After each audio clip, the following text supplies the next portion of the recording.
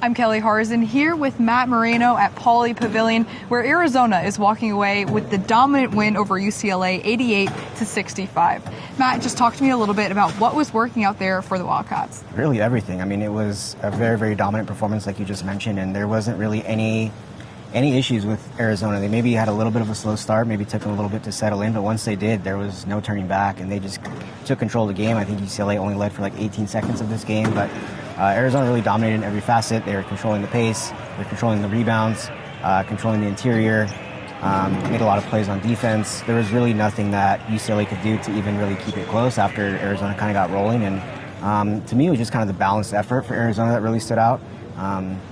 When we just talked to Coach Tommy Lloyd after the game, he mentioned kind of the role player guys, the guys off the bench, the younger guys who maybe they don't rely on every single game, who stepped up and really played well. KJ Lewis, Jaden Bradley both had really impressive games. They were kind of empty the bench a little bit too because it was such a dominant performance, which you don't usually think about in this building between Arizona and UCLA. You don't think of, one-sided games where you can empty the bench, but for Arizona, obviously this time of year, any few minutes you can get some guys some rest, it's a big deal. And so some of the young guys stepped up, and so Tommy Lloyd talked about that. Caleb Love, Kashad Johnson both talked about those young guys stepping up, and I think that's obviously very key as you get closer and closer to the start of the postseason. Yeah, and Arizona isn't only celebrating this win here tonight, but they're also celebrating taking away the conference title for the regular season in the Pac-12. So just tell me what that does for this team at this point in time, closing out the season this weekend against USC before heading into the Pac-12 conference championship next week. It takes away some of that stress of needing to win against USC, and I think they're going to be able to play a little bit more free. I think you're expecting to see a little bit better USC team than what they saw last time. I know they are, and we just talked to them about that, but you don't have to worry about, you're not doing any scoreboard watching. You're not going like, okay, what's Washington State doing? What do we need to do? Like, Tommy Lloyd doesn't have to go like, do I need to play someone a few extra minutes so we can get this win and, claim the title? But, so I think it takes away some of that stress and they can just go play. Obviously, it should be a decent atmosphere, maybe different than this one, hopefully different than this one because this was not great.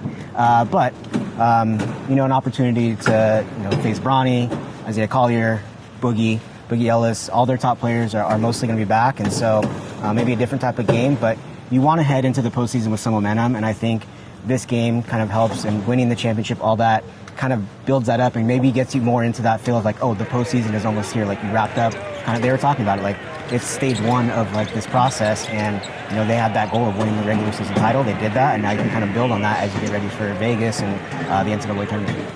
You mentioned the atmosphere a little bit. This has been a well-known rivalry game in terms of basketball for as long as we can remember, and it was a bit lackluster. Yeah. So what do you think was the cause of that? I mean, we did see a good amount of Arizona fans here in-house making those chants. So where do you think things just changed up this time around? I'm really surprised. And when I walked in here, I said, whoa, there's like not a lot of people here. And I thought, oh, it's going to be a sellout. I thought it was going to be a raucous crowd because it's the last time these two teams are playing that we know of right now.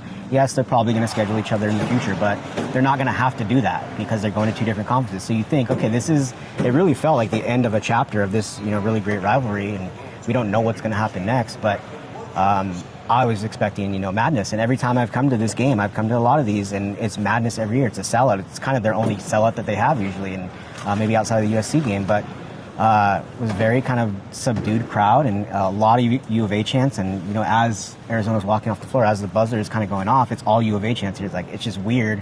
We're staying on a wooden court, such a historic place, to hear your kind of biggest rival in the conference, kind of their fans cheering them on. And so disappointed, I think, if you're a UCLA fan, that it kind of ended that way. But if you're an Arizona fan, it's exactly what you want to hear. And yeah, it was an interesting crowd, and felt like the rivalry kind of deserved more than kind of what it went out with, but UCLA has been playing well.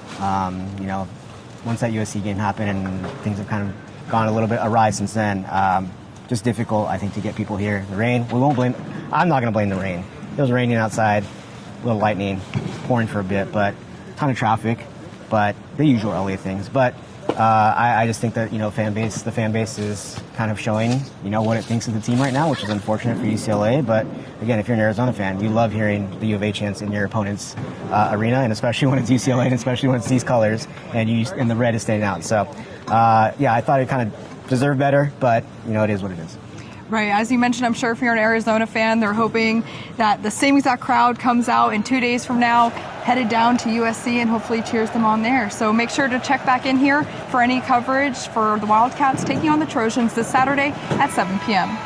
For GOAZCATS.com, I'm Kelly Horyczun here with Matt Moreno.